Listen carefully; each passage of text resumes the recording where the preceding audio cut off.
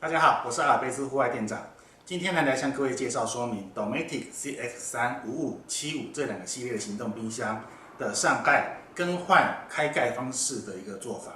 那在有一些客户呢，他想要把这个行动冰箱呢，锁在他的车上或游艇上面的时候呢，可能会因为原厂设计开盖方向跟锁付位置呢是不方便他操作这面板的。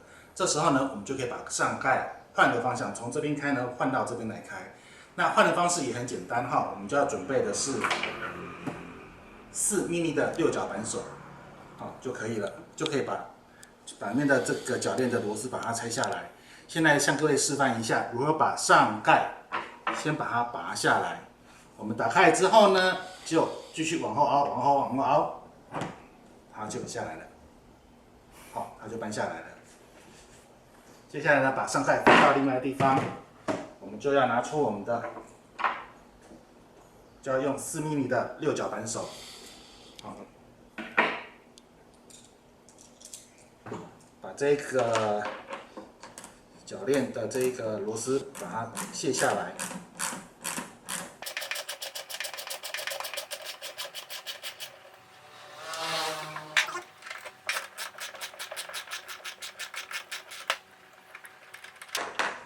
好，那么卸下来之后呢，我们就用一个把对面这边这边的保护盖把它挖出来，把这挖出来也是一样。我这边是用拆信刀，当然你可以用美工刀或者是其他比较不尖锐的东西把它挖出来。那我现在把这个保护盖换个位置，那也是一样，再把这一个固定螺丝把它锁回去，锁回到这边。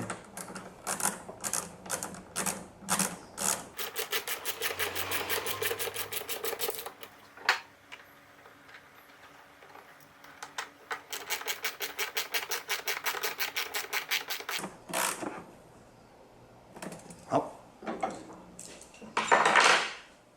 然后呢，我们盖子就直接把它嘟上去。接下来一个动作就是用手大力往下拍，就好了。这样子我们就可以把盖子换个方向来开启。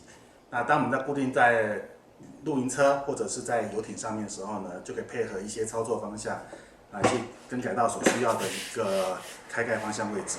那如果说如果说锁附在这些交通工具上面的时候呢，假如说是旁边有些周遭有东西干涉的时候呢，我们一样也可以把这把手拆下来。